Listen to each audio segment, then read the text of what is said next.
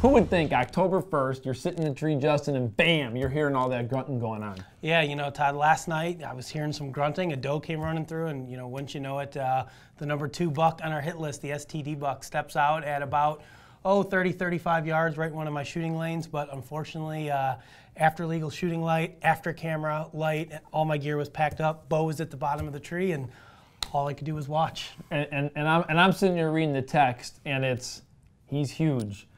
The G2s are 13, 14 inches. I mean, he's just a giant buck. He's got one of the biggest frames of any deer that I think seen in the wild in a long, long time. I don't think the trail camera pictures just don't do him justice. You know, he's a huge deer, and hopefully we'll have another encounter with him later this year. Hopefully there's a little bit more light next time. Well, with that being said, let's jump into the couple hunts that we did have together.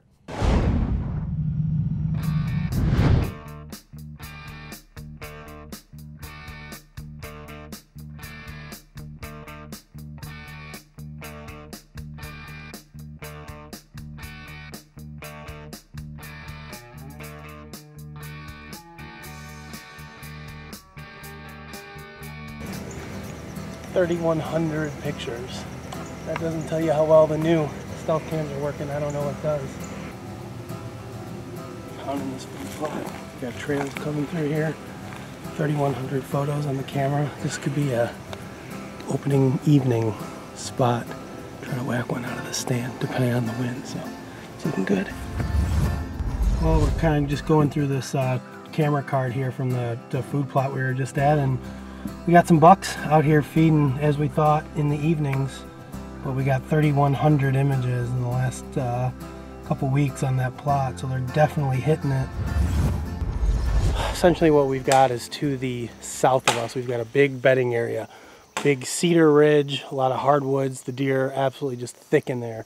And then we've got standing corn over here. Well, when these deer come down off this hill, they're going to come right down, they're going to funnel through to the corn, and we're going to shoot them from that stand. That's the plan.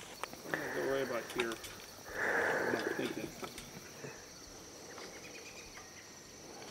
Someone's going to kill a deer right here. Mark it.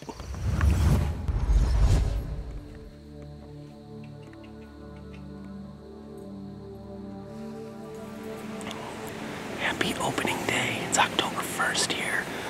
We're in Northwest Illinois out at our lease. We actually drove out last night, stayed at Todd's place. He cooked us a delicious breakfast of burnt bagels and bottled water. So we got here nice and early, snuck into the stand.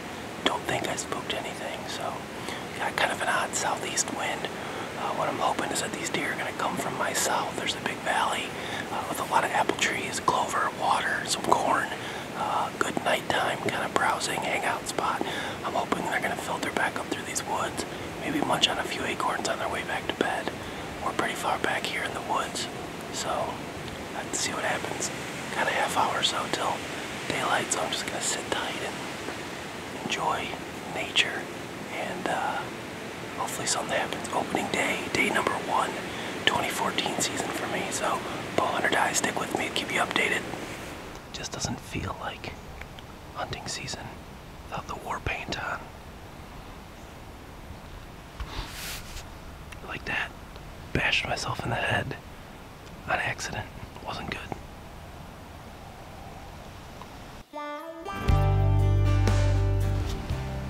Now I feel official. Now the hunting season has officially started.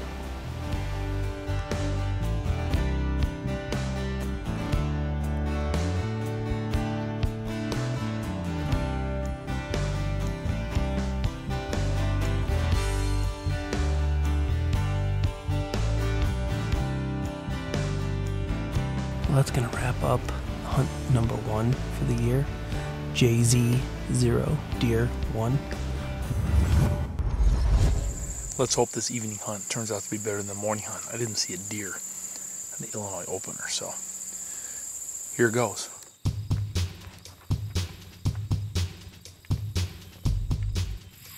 Well, it's October 1st, evening hunt.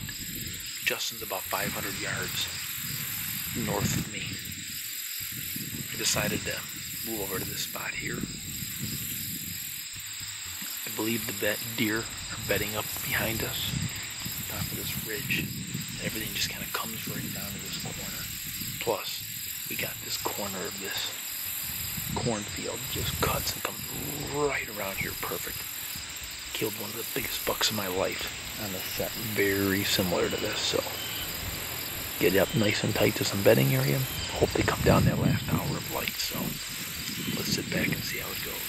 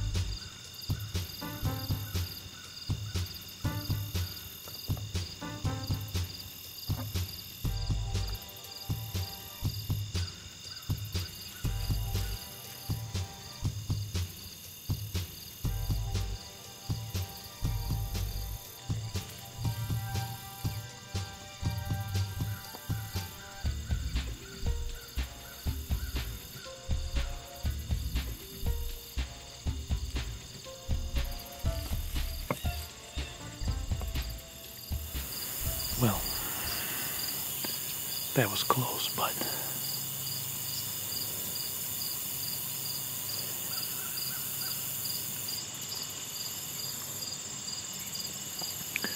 I probably should have took that doe. It would have been a perfect close range shot.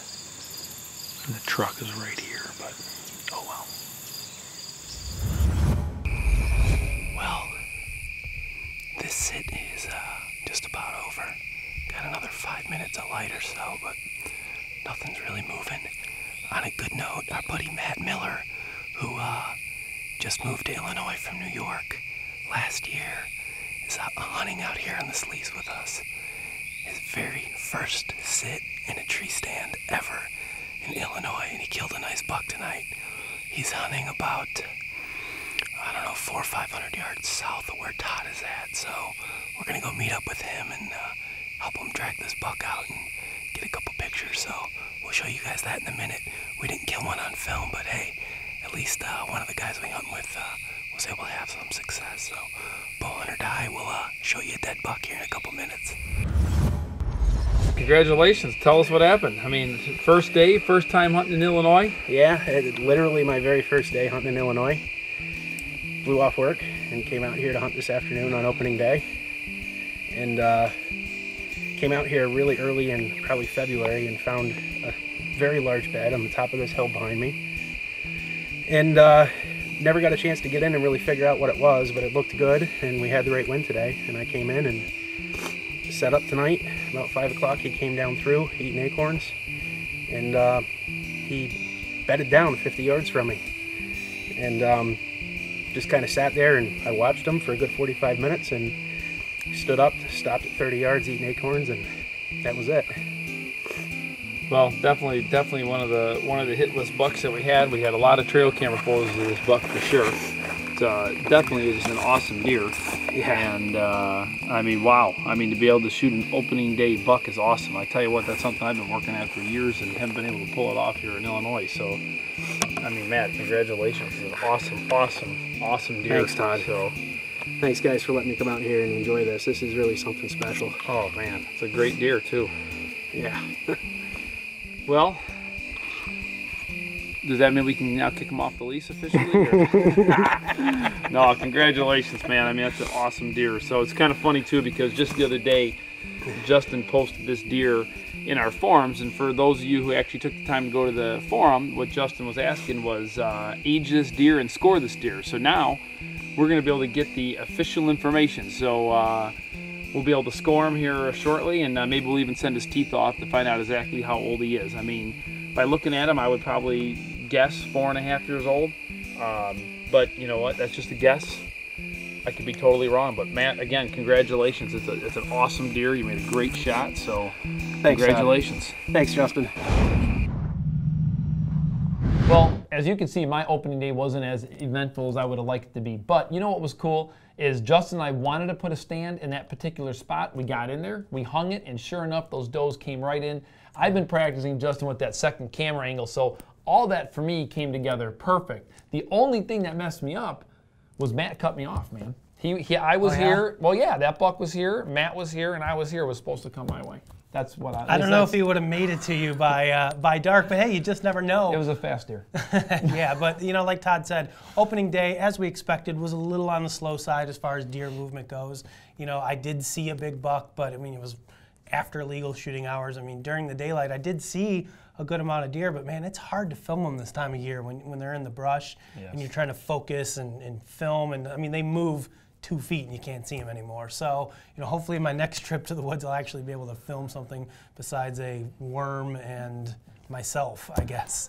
So, you know, before we, you know, wrap this segment up, Todd, of course we want to say another big congrats to Matt. Right. You know, for those of you who don't know, Matt is one of our forum members. He actually goes under the screen name of Rick James, and he's been a forum member for a long, long time, and a good friend of ours. We actually met on the forums, and you know, here's a guy that 15 years ago. I don't know about that. Oh, I don't know. Huntingnet.com days. I mean, it's at least that. Yeah. Well, I mean, I haven't worked here for 15 years, but he's hey, been there around. Whatever. We'll go with 15 years. But in any case, I mean, here's a guy who, you know, grew up in New York and Pennsylvania, hunting out there, moved to Illinois last year. Literally, his first sit in a tree stand in his life in Illinois. He kills a, I think he told me it scored just over 141 is what that deer scored. Biggest buck of his life. So congratulations to Matt. It was a heck of a deer. One less deer for you and I to shoot. Yeah, that's okay. But one quick thing that we do want to mention is, you know, if you're tuned into our forums and our website, we actually put a picture of that buck up. I was about a week ago asking people how big do they think this deer is and so forth. So it's kind of neat to see this whole story kind of come to closure. But, you know, for those of you who are not tied into our forums, you need to get on. You need to start communicating. You can learn about all kinds of things. So it's a lot of fun. Yeah, well, yeah, and a lot of our pro staff guys are on there too, so you can ask them questions, whether it be deer, you know, that they're chasing. We've had guys ask Clinton and Frank and Tyler about Cactus Jack and some of those deer. So make sure you guys check out the forums. I guess next up, we're going to hop into a couple other early season hunts for some of our guys up in Wisconsin.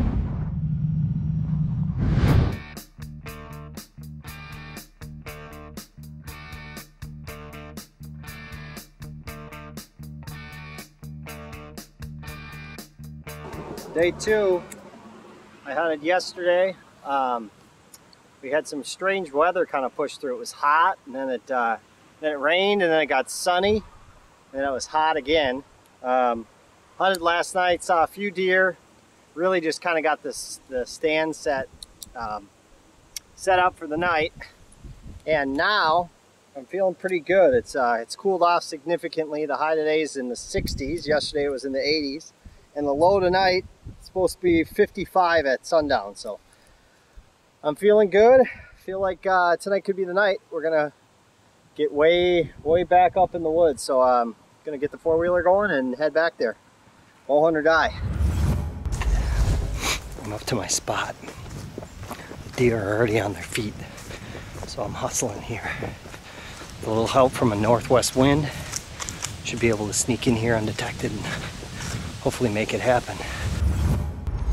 We got a wind blowing from the north and the west tonight, blowing up and over this hill and hopefully pushing my scent down and behind me. I got a big oak flat in front of me and it's just littered with acorns and a huge red oak right here. That's probably only about 10 yards away and it's just dropping the acorn. So yesterday I saw my first deer almost right away. So gotta be ready. I'll take a doe if I get the chance. Bow hunt or die.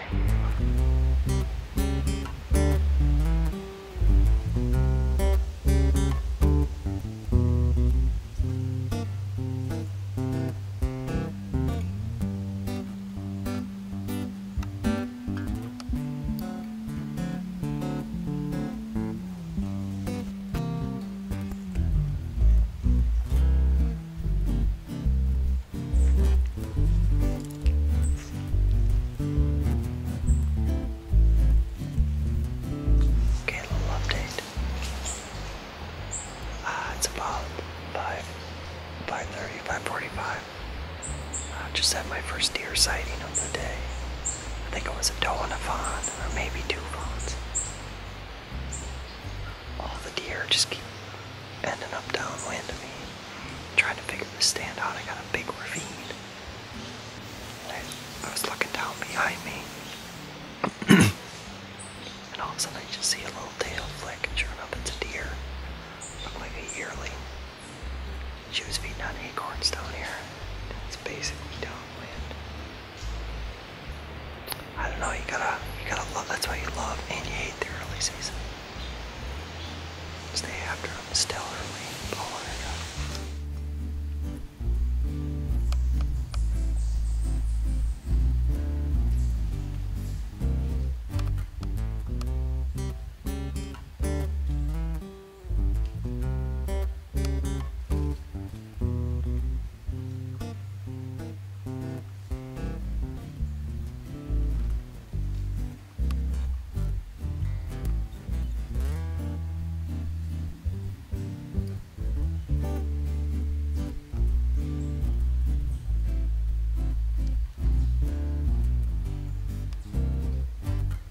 What I learned is that this is a doe bedding area right here on my left, for sure. I've seen bedded deer down behind me, and now I've seen 2 fawns and a doe giant bed right up here. So I think the plan's gonna be, I'm gonna leave this spot alone, let it rest. Let it rest until probably October, end of October. And when these bucks start cruising, I think if I keep getting this west or northwest wind blowing my scent behind me into this ravine, I think it could be a good spot. Awesome, man. I got about 10 minutes left or something to happen, but really a good spot. I'm excited about it.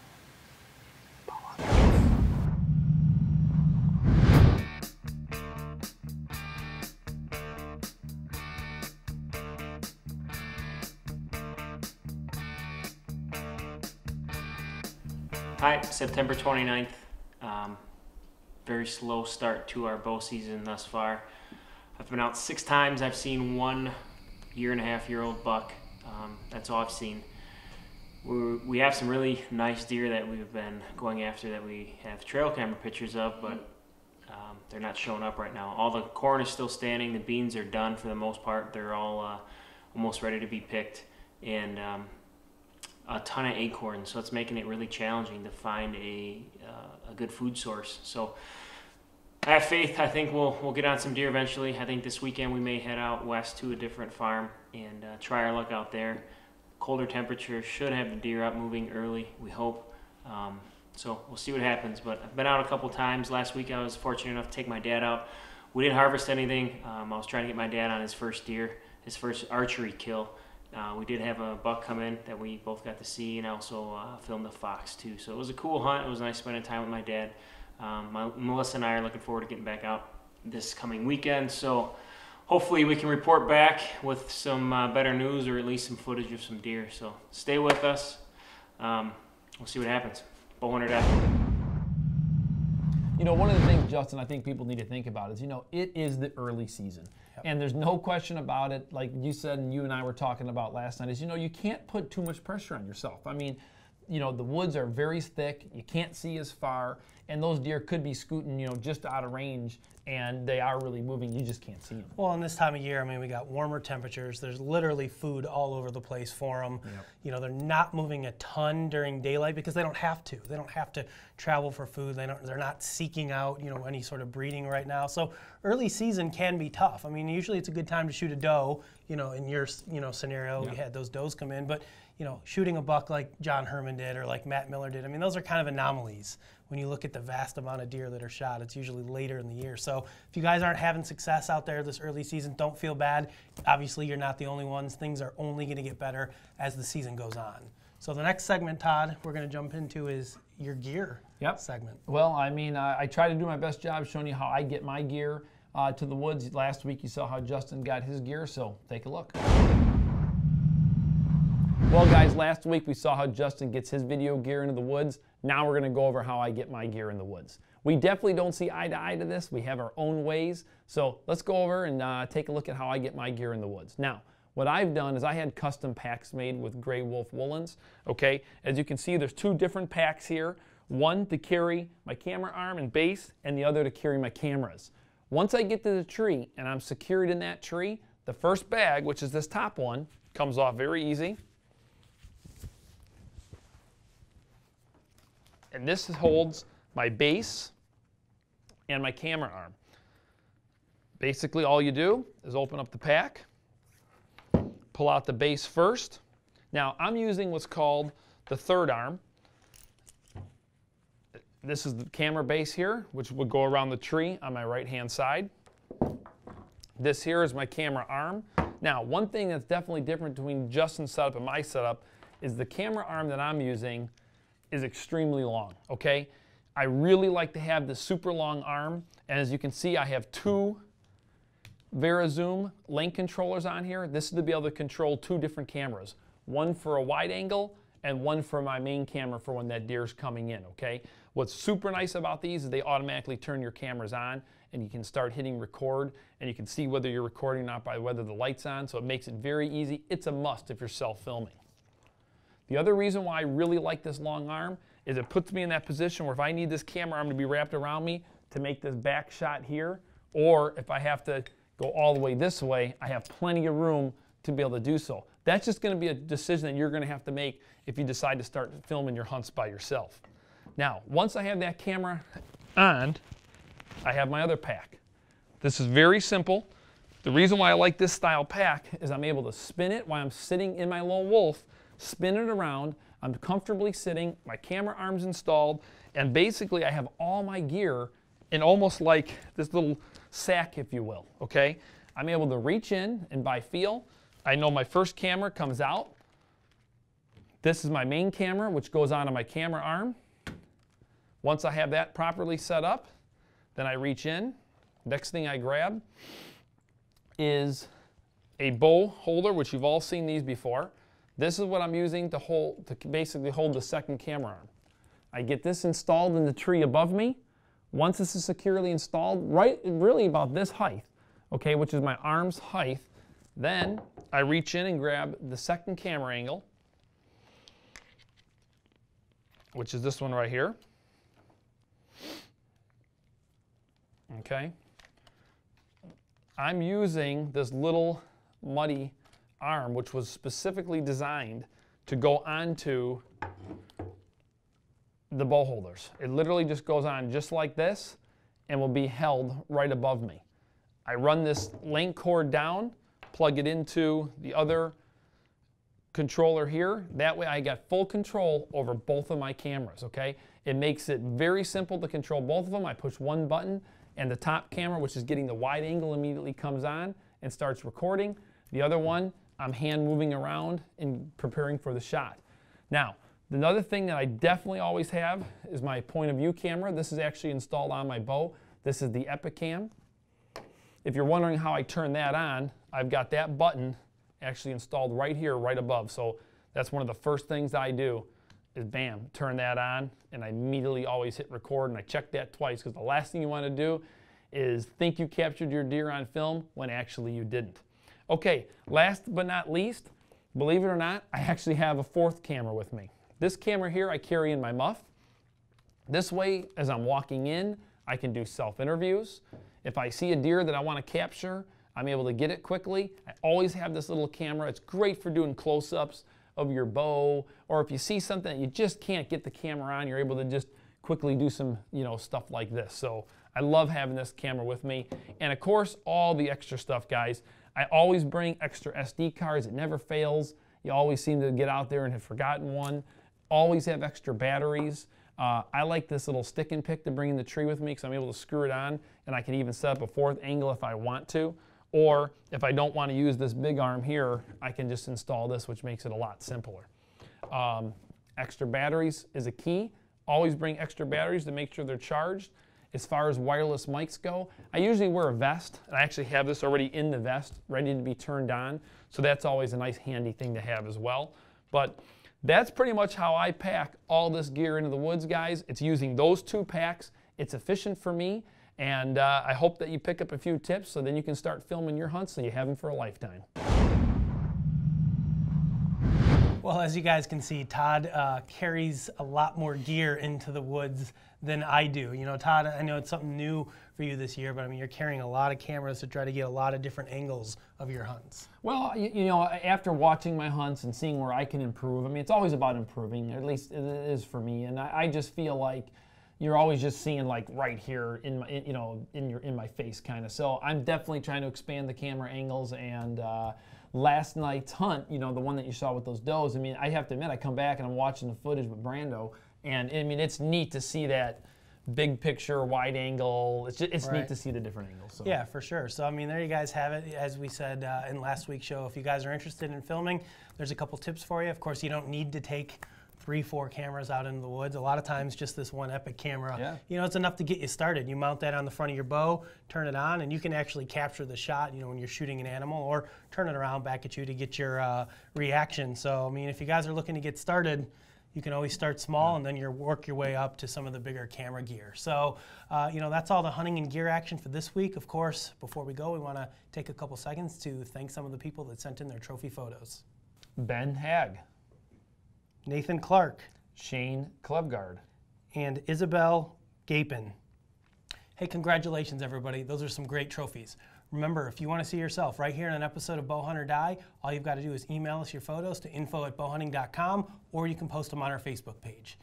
Now, Todd, with that out of the way, you know, coming up this weekend, looks like we've got the first really good cold front of October, which usually means some pretty good deer hunting. It's funny because when I think of cold fronts, you know, I'm thinking, this time of year maybe it's going to be 45 degrees, but I mean, they're talking down in the 30s, so this could be really, really good. Definitely going to be breaking out the hand warmers.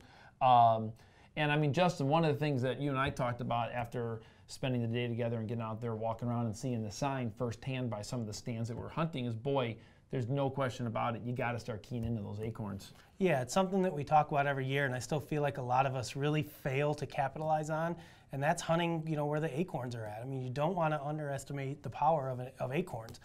Personally, I think it's one of the deer's favorite food. So, you know, I think the hard part about hunting acorns for a lot of guys is that from year to year, those acorn mast crops change location. Right. So a tree may be hot one year, but dead the next year, and you actually have to get out, walk around, find the acorns, see where that hot sign is, and you may have to throw a stand up, you know, right then and there and hunt that sign, which is a little bit more work, but man, I tell you what, it can pay off. I mean, that buck Johnny killed, there was acorns where he was at, and that buck that Matt Miller killed that we just showed you was feeding on acorns. I mean, there's no doubt about it. That's the hot spot right now. I agree, Justin. So I know Friday my stand is hung. I know exactly where I'm going. The acorns are down. Just need the wind to cooperate. Yep. Otherwise, until then, we hope that you get your bow and get out there for some great hunting. We've got a long season ahead of us. That's right. And guys, guess what? Next week, our 100th episode of Bowhunt or Die. Wow. Hopefully we'll have something special lined up for you. 100th episode is a big deal for us. When we started with episode number 1, I don't think we ever thought that 100 would come, but here we are. So thanks everybody for watching, and we'll see you guys next week. In the meantime, don't forget to check out facebook.com/bowhunting for daily updates, news, photos, and other exciting information. We want to hear your opinions and your stories, so join us now and like us on Facebook. We need you guys to tell Double Wide that Richie's hunting them and to come over here to the other side.